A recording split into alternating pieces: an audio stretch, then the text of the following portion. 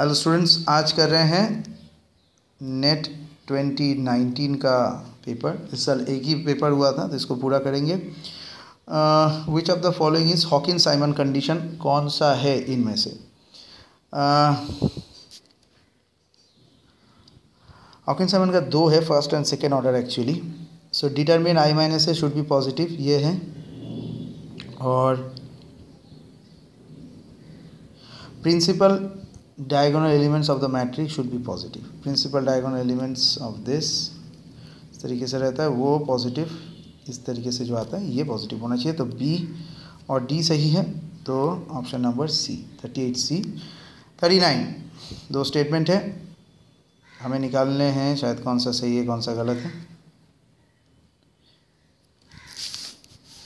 Mrs. Ursula K. Hicks stated that private finance, whether the forms of the individual, starts with income plan as a framework with expenditure must be planned। मतलब income का जो ये planning start हुआ है, सो expenditure पहले से plan करके रखना पड़ेगा पब्लिक फाइनेंस स्ट्रक्चर को सही तरीके से चलाने के लिए। एंड अथॉरिटीज़ को अपना इनकम को उसी तरीके से एडजस्ट करना पड़ेगा जिससे टैक्स और अदर रिसोर्सेज से वो काम कर पाए, ये ट्रू है।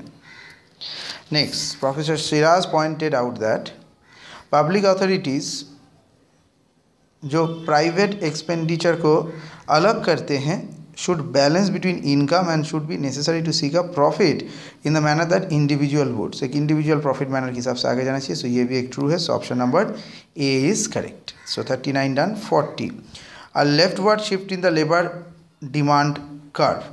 लेबर डिमांड कर्व अगर बाएं तरफ जाता है तो उससे क्या होगा, ध्यान से देखिए। उससे होगा कि it decreases the marginal productivity of labour, so MPL will fall.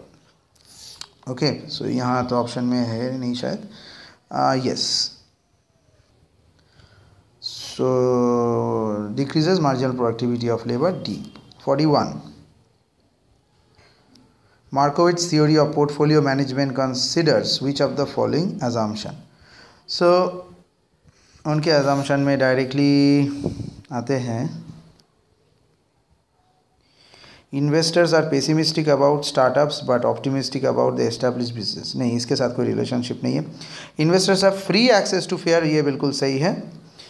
investors have tendency to lean toward cryptocurrency मतलब बिटकॉइन के बारे में बोल रहा है। Recently there is a huge problem with that happen. People are, जो लोग सोच भी रहे थे आप नहीं जा रहे हैं। Investors are rational and maximise their utility, हाँ, B and D. So answer is B.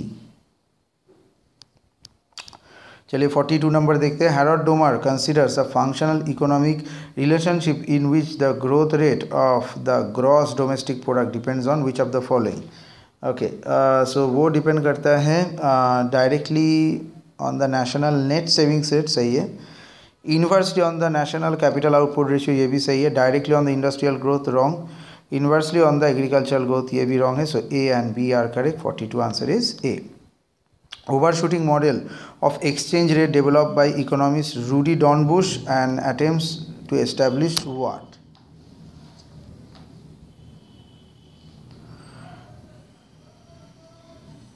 The fact is the foreign exchange market is never, नहीं, फॉरेन एक्सचेंज मार्केट इक्विलिब्रियम में बिल्कुल नहीं रहता, ऐसा नहीं है। Relationship between sticky price and volatile exchange rate, बिल्कुल सही, ये है इसका आंसर। So 43 is B. अगर देखेंगे the fact that the foreign forward rate of exchange rate are not good predictors of the future spot exchange rate, नहीं, it's actually a good predictor. No relationship in sticky wage and volatile, बिल्कुल सही नहीं है ये, क्योंकि ये भी exactly opposite है। So now we have reach till 43। So 44 statement assumption फिर से दिया है। Compare to a certain point on the contract curve, a point above the contract curve is more efficient. Okay, और दूसरा है the contract curve represents the locus of the points. ये contract curve क्या दर्शाता है? कुछ पॉइंट्स के locus को दर्शाता है, जो कि मार्जिनल, जिनके ऊपर marginal rate of substitution between दो गुड्स के बीच में सेम रहेगा। ओके, तो पहले कॉन्ट्रैक्ट कर्व को ड्रॉ करके दिखा देते हैं।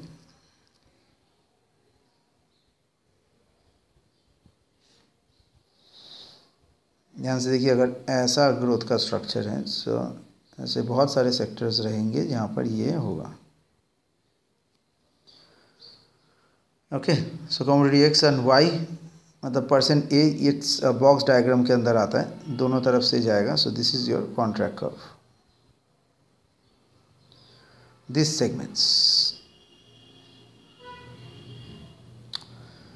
तो इसमें इनफाइनाइट नंबर ऑफ केसेस भी इस तरीके से दिए जा सकते हैं। सो ऑब्वियसली 44 में इस पोस्टुलेट के हिसाब से